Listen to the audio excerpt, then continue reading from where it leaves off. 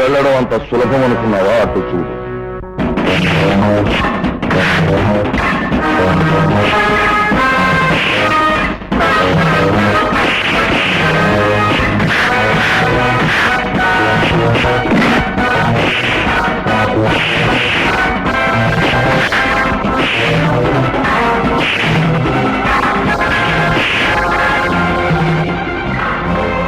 నా కూతురుతోనే కాదు, నీ ప్రాణంతో కూడా బయటికి వెళ్ళలేవని ఇప్పటికైనా అర్థమైందా?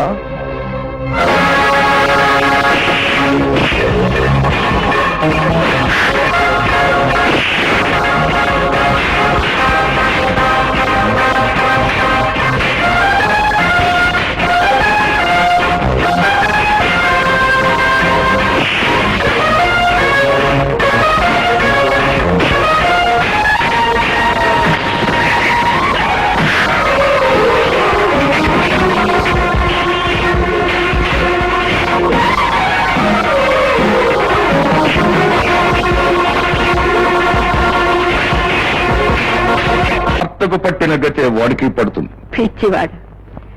నా భర్త నీతిని రక్షించే లాయరు మాత్రమే, కాని నా మేనల్లుడు అవినీతిని ఎదిరించే మొనగాడు.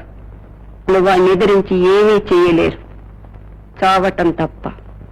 కోరి ప్రమాదాన్ని తెచ్చుకుంటున్నావు. జీవితం మొదటి నుంచి ప్రమాదాలతో పోటీ పడి నేనే ప్రమాదంగా మారిపోయాను. నాతో పోటీ పడితే నీకే ప్రమాదం. అరుగు వచ్చేశారు. ఆగు సుధా, కుడికాయల లోపల పెట్టిరా అమ్మా. ఎంత ముచ్చటగా ఉన్నారు. చూడటానికి ఈ 2 కళ్ళు చాలటం లేదు. నాకు చాలా సంతోషంగా ఉంది. భూషయ్య, బిడ్డల్ని కనగానే సరిపోదయ్యా, వాళ్ళ ముచ్చట్లు చూడటానికి 1000 నోములు నోచుకోవాలి. ఆ నోములు నేను నోచుకున్నాను, ఆ ముచ్చట్లు నేను చూస్తున్నాను. పాపం, చూడలేని నీ దురదృష్టానికి నా సానుభూతి.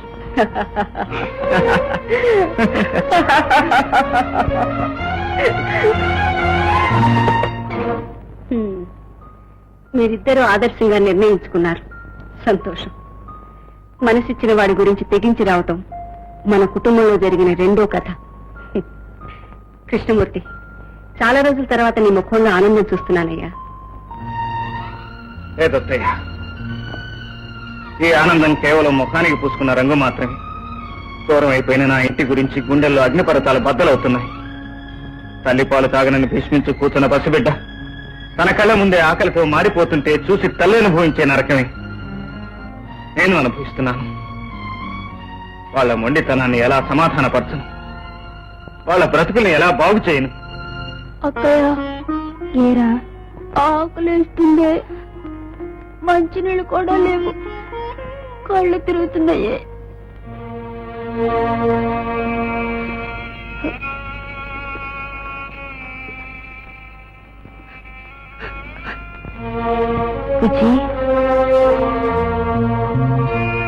టీచర్,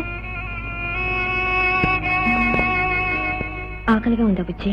లేదు టీచర్, 2 రోజుల నుంచి ఆకలేట్లేదు. బుజ్జి, 2 రోజుల నుంచి ఇంట్లో ఎవరు భోంచేయలేదు టీచర్.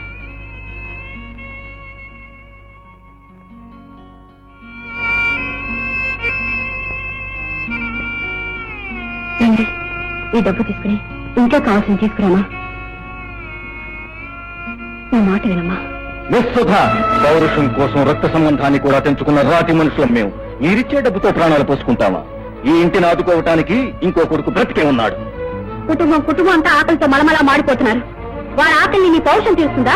ఒక్క మా కుటుంబం ఏమిటి, దేశంలో 64% ఆకలితోనే బతుకుతున్నారు. మిస్టర్ మురారి, మనిషి అన్నాక తాను బ్రతుకుతూ 10 మందిని బ్రతికించుకోవాలి.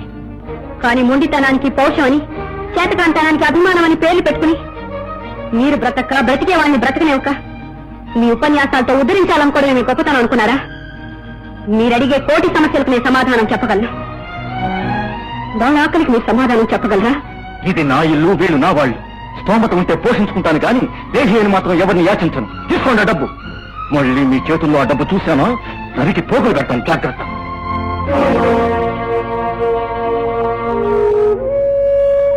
తీసుకోండి.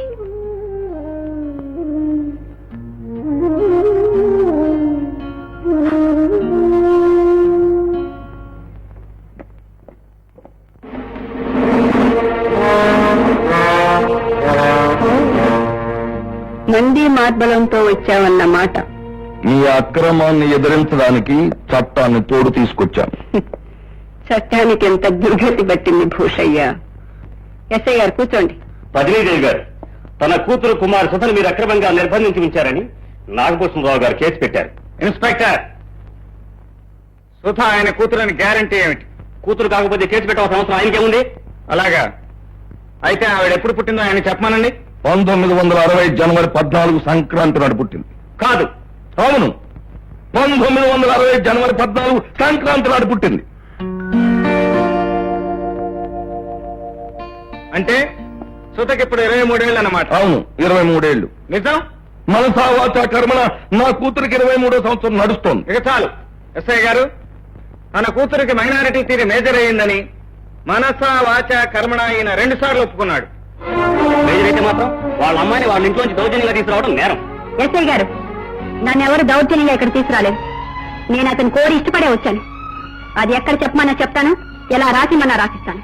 సుధా, ఎస్ఐ గారు, పూర్వాపరాలు తెలియకుండా ఇలా ఇంటి మీద దాడి చేయటం సభ్యత కాదు. I'm sorry madam. చూడండి మిస్టర్ నాగభూషణరావు గారు, ఇంకెప్పుడు చట్టంతో ఆడుకోకండి, మమ్మల్ని ఇలా అవమానించకండి. రైట్. కృష్ణమూర్తి, అదొక నాయకురాలు నాగమ్మ, దాని చేతిలోను ఒక బాలచంద్రుడివి. చూస్తాను, అంతిమ విజయం నాదేనని రుజువు చేస్తాం. అనవసరంగా అరవక మావయ్య.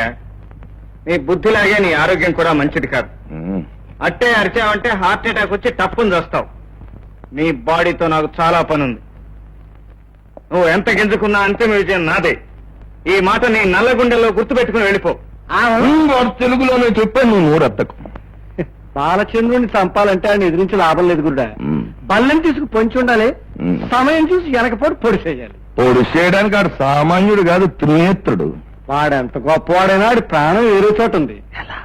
తరతరాలుగా ఈ వీక్ పాయింట్ పట్టుకునే మంచిని మనం జయిస్తున్నాం గురుడా. అది చెప్పేదేదో అర్థమయ్యేటట్టు చెప్పు. ఈ ప్రపంచంలో వాడికి కావాల్సింది వాడి కుటుంబ సుఖం. తల్లి, చెల్లి, తమ్ముళ్ళు అంటే వాడికి పంచ ప్రాణాలు. ఆ ఇంటిని వాడు పువ్వులాగే చూసుకుంటాడు. పువ్వులాగే చూసుకుంటాడో ఆకులాగే చూసుకుంటాడో మనకు అనవసరం. ఇప్పుడు మనం చెయ్యాల్సింది ఏంటో చెప్పు. ఆ పువ్వుని రేకులు తీసి నడిపేశాం అనుకో, వాడు కుంగి కృషించి నశించిపోతాడు. అయితే ఇప్పుడు మన చూపడాల్సింది ప్రాణప్రదంగా పెంచుకుంటున్న ఆ బొమ్మరిల్లు మీద మాట. అది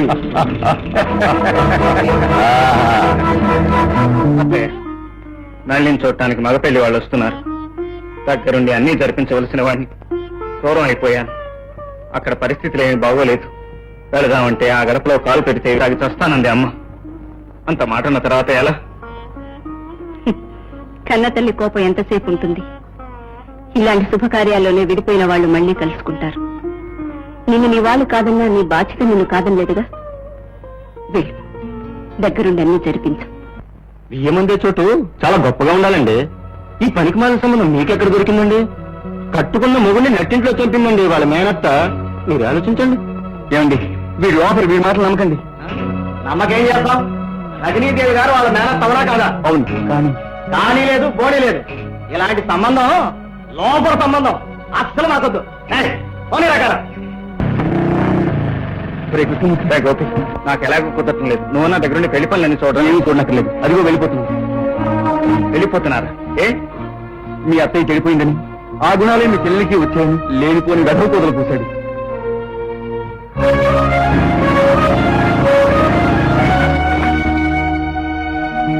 ఎవరో నల్లి మా చెల్లెలు. వచ్చిన వాళ్ళు ఇంట్లోకి రాకుండానే వెళ్ళిపోతున్నారే. వీధిలోనే తెలిసింది మీ ఇంటి బాగోతం. మీరు విన్నది అబద్ధం. మా అత్తయ్య అలాంటిది కాదు. బాబు, మీ అత్తయ్య ఒక దేవత, మీ ఇల్లు కోవెల. మీ మంచితనానికి మేము తగం. మమ్మల్ని వదిలిపెట్టాడు బాబు. అభంశుభం తెలియని ఆడపిల్ల మీద మీరు ఇలా నింద వేసి వెళ్ళిపోతే దాని భవిష్యత్తు ఏమైపోతుందో ఆలోచించండి. ఇప్పుడు మీరు నిజాలను నమ్మేవన్నీ అబద్ధాలను రుజువైతే మీరేం చేయగలరు? దయచేసి ఇంటికి రండి. మీకు ఇష్టం లేకపోతే పిల్ల నచ్చలేదని చెప్పేసి వెళ్ళిపోండి. అంతేగాని ఇలా ఈ నింద మా నెత్తిని మోపి వెళ్ళద్దు ప్లీజ్. వద్దనే మేము చెప్పేది. ఆ పిల్ల వద్దు, ఆ సంబంధం వద్దు, మేము నవ్వులు పాలు కాను వద్దు.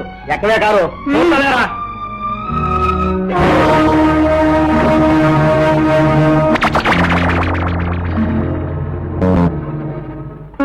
అమ్మా, ఇదిగోనమ్మా. ఈ డబ్బు సంపాదించలేదనే కదా వాడు అలా మాట్లాడింది. నా గోల్డ్ మెడల్ అమ్మి తెచ్చాను. ఎందుకురా? ఏం చేసుకుంటాం? పీడలాగా నీడలాగా మనకు ఆ శని దాపరించిందిగా. అది చేసిన నేరానికి నింద నీ చెల్లెల మీద వేసి వెళ్లిపోయారా వాళ్ళు? నాకు తెలియకుండానే నేనెంతమంది జీవితాల కట్టమైపోయాను. ఏ నేరం చేయకుండానే ఎంత పెద్ద దోషునైపోయాను. ఇది ఏ జన్మలో చేసిన పాపమో ఈ జన్మలో నేను అనుభవిస్తున్నాను. అత్తయ్య, నువ్వు ఇలా నిరాశగా మాట్లాడితే నేను భరించలేను. కోటి గుంతలతో అవినీతి అరిస్తే మంచి చెడైపోతుందా? ఏం జరిగినా ఎవరేం అరిచినా నా అత్తయ్య గురించి నాకు తెలుసు. ఒరిగే సమాజానికి మనమేంటో మనకు తెలిస్తే చాలు. సమాజం కళ్ల ముందు మీ అత్తయ్య నిర్దోషం నిరూపించాలి. అసలు దుర్మార్గం ఈడ్చుకొచ్చి నిజం ఒప్పించాలి. అప్పుడే అన్ని పరిస్థితులు అందరి మనసులు కుదుటపడతాయి. అవును అత్తయ్య, జరిగిన దానికి సంబంధించిన విలువైన ఆధారం ఒక్కరు దొరికితే చాలు. వాళ్ళ అన్యాయాన్ని నేను బద్దలు కొడతాను. ఏమైనా తెలిస్తే చెప్పత్తయ్యా. పద్మవ్యూహం నాశనానికి కారకుడైన సైంధవుడొకడున్నాడు. వాడు దొరికితే ఎవడు వాళ్ళు? వర్మ. వాడికి సంబంధించిన ఫైలు నా దగ్గరుంది. ఇలా దెబ్బ మీద దెబ్బలు తగులుతున్నాయి. బిడ్డల బ్రతుకులు ఏమైపోతాయి? పెదబాబుని ఇంట్లోంచి పంపించి ఎలా ఉందమ్మా? చెప్పమ్మా. అమ్మా చూడమ్మా.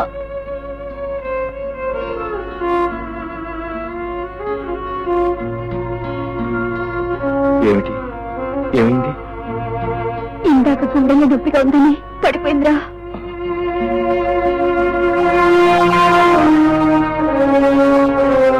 అమ్మా, అమ్మా, ఎందుకు దిగులు పడతావు?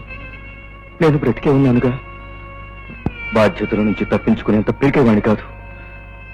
నువ్వు కూడా అలా దిగాలు పడితే నేను తట్టుకోలేనమ్మా, తట్టుకోలేను. ఇది మీ నాన్న ఆస్తి కాపాడాలని చనిపోయే ముందు నా భర్త సిద్ధం చేసుకున్న ఫైల్. ఇందులో ఉన్న వివరాలన్నీ చూసి నీ ఆస్తి నువ్వు కాపాడుకో బాబు. ఆస్తి కాదత్తయ్య, వాళ్ళ దుర్మార్గాన్ని నిరూపించి నువ్వు నిర్దోషమని అందరి చేత ఒప్పిస్తాను.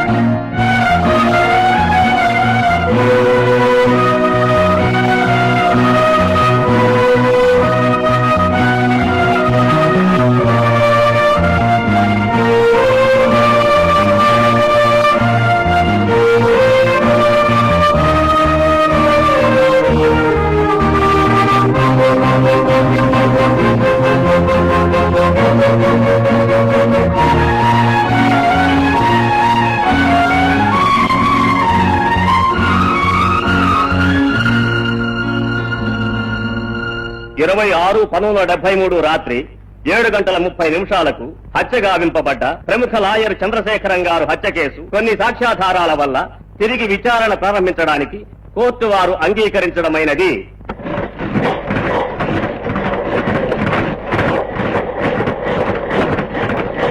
ప్రముఖ లాయరు చంద్రశేఖర్ గారి హత్య కేసు తిరిగి విచారం.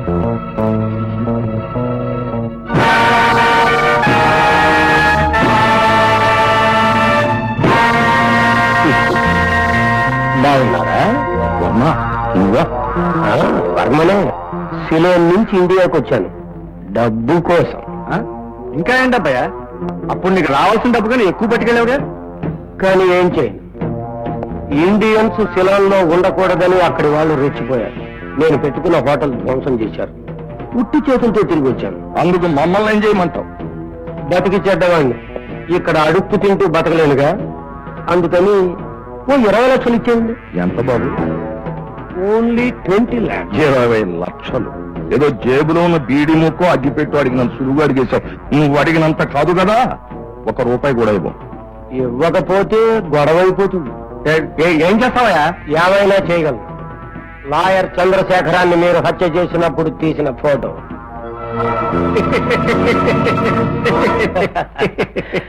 నువ్వెన్ని ఫోటోలు చింపేసినా దాని నెగిటివ్ నా దగ్గరే ఉంది. వాడు అమాయకుడు, చిన్నతనమును. అయినా వర్మ, నువ్వు మా శత్రువా స్నేహితుడువా? చిన్ననాటి మిత్రుడివి. శిలోన్లో నష్టపోయి మరి వచ్చావు. ఏమిటి ఎలా నిలబడిపోవడం? ఏ పార్టీ లేకుండా. ఒరే రావుడు, పార్టీ ఏర్పాటు చేయి. రా వెళ్దాం. రా. ఇదిగో నీకు కావాల్సింది ఏదో అక్కడ అడుగు, మేము ఇవ్వాల్సింది ఏదో ఇస్తాం. సరదాగా హాయిగా పరిష్కారం చేసుకుందాం. రా. ఎన్నెళ్ళైంది?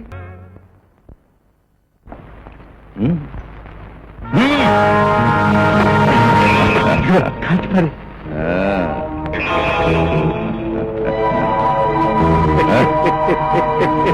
కాల్చి తొక్కే. వర్మ, లాయర్ చంద్రశేఖరం ఉప్పు తిని అతను చంపడానికి నువ్వు నాతో చేతులు కలిపినప్పుడే అనుకున్నావురా నువ్వు చేతులు తీసే నక్కవని. అందుకే నిన్ను ఆటల్లో పాటల్లో మైమరిపించి మా ఇంటి సాక్ష్యాన్ని కాల్చి పారేశాం.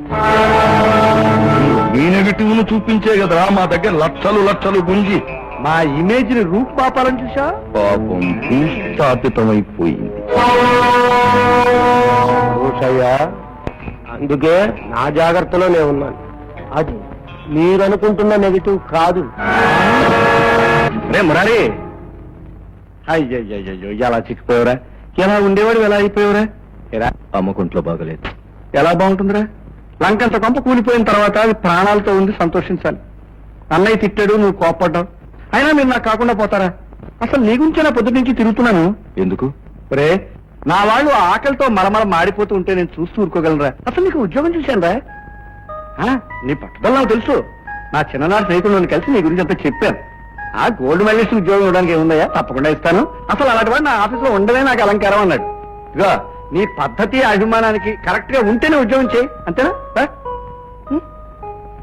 చాలా సంతోషం బాబు.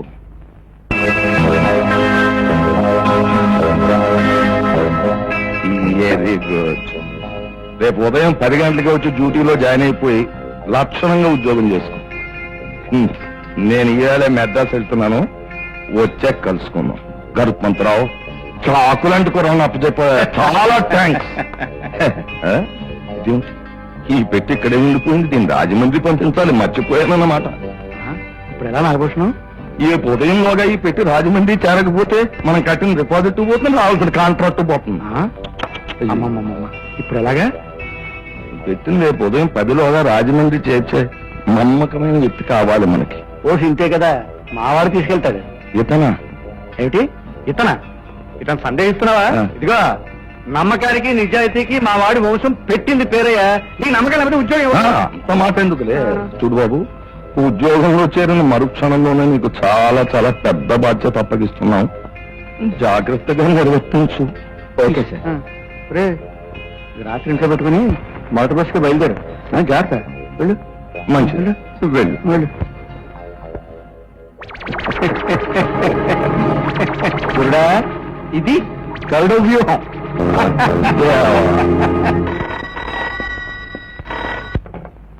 హలో, నేనల్లుడు నాగభూషణం మామయ్యని. ఏమిటి కొత్తగా ప్రేమ నటిస్తున్నావు? నా కేసును తిరగదోడి నా మెడకి ఉరిత్రాడయించాలనుకున్నావు, కానీ నీకు తెలియకుండానే నీ ప్రాణాల్ని నేలకేసి తొక్కేస్తున్నాను. నేను చేసేది నీకు తెలిసేలోగా నీ చేతిలోనూ ఏమీ ఉండదు, చెయ్యడానికి ఏమీ ఉండదు. హలో హలో,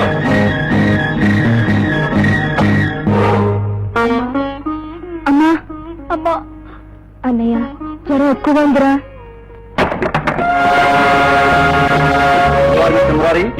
ఏం చేస్తుంటారు? అది మీకు అనవసరం. మీరెందుకు వచ్చినట్టు? ఈ ఇంట్లో దొంగ నోట్ల వ్యాపారం జరుగుతున్నట్టు మాకు రిపోర్ట్ వచ్చింది. సోదా చేయడం మా డ్యూటీ. ఇన్స్పెక్టర్, ఎక్కడికో వెళ్ళబోయి ఎక్కడికి వచ్చినట్టున్నారు. నో, మా డ్యూటీ మేము చేయాలి. I don't love you mister Murari.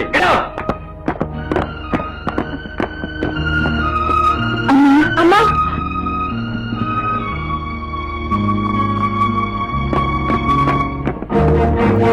Mister Murari, ఇదేమిటి? ఆఫీస్ డబ్బు. మరిందాక దొంగ నోట్ల వ్యాపారం చేయట్లేదన్నారు, ఇప్పుడు అదే అంటున్నాను. మరి దొంగ నోట్ల సమాధానం ఏమిటి? దొంగ నోట్ల 10%. ఇప్పుడు మిమ్మల్ని అరెస్ట్ చేస్తున్నాను. సడన్ స్టేషన్కి. బాబు బాబు, ఆ డబ్బు మాకు సంబంధించింది కాదు, మీరు సంపాదించా. ఏం చెప్పుకోవాలన్నా ఏం సమర్థించుకోవాలన్నా కోర్టులో తెలుసుకోండి. కదా బాబు బాబు బాబు, అమ్మా బాబు, అమ్మా తెలీదు. బాబు, అమ్మా అమ్మా అమ్మా అమ్మా అమ్మా అమ్మా అమ్మా. బుజ్జి, నేను డాక్టర్ తీసుకొస్తాను. అమ్మ చూస్తాను. అమ్మా రాగా బాబు, నువ్వు ఉంటే ఇలా జరిగేదా? పెద్ద నేను తీసుకురానమ్మా. అడ్రస్ నా దగ్గరుంది, వెళ్ళి తీసుకురానా?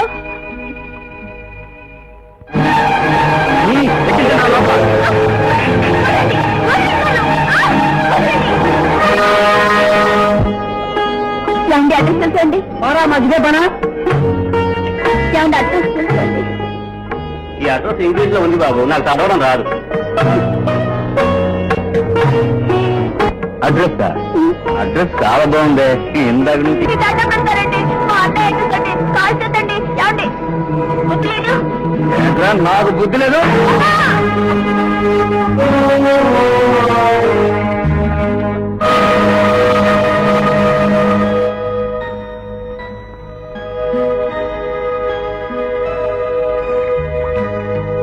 ఏమిటి చేతులు కలిగిస్తున్నావు?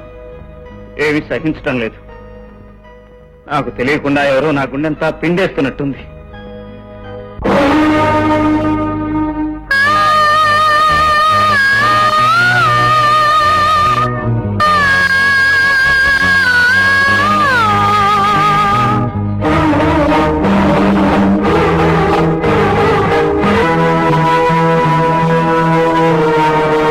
ఆగిపోయావా అన్నయ్య?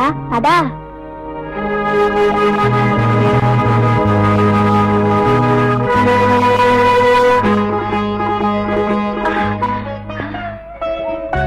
బాబు, నీ దగ్గరకు వచ్చి క్షమార్పణ చెప్పుకొని నిన్ను లోపలికి తీసుకురావడానికి ఓపిక లేదయ్యా. రా బాబు, రారా. అమ్మా అమ్మా అమ్మా అమ్మా బాబు, బాబు, ఈ ఇంటిని కంటికి దీపంలా కాపాడావు. నిన్ను పొమ్మన్న రోజునే ఇంటి పతనం ప్రారంభమైందయ్యా.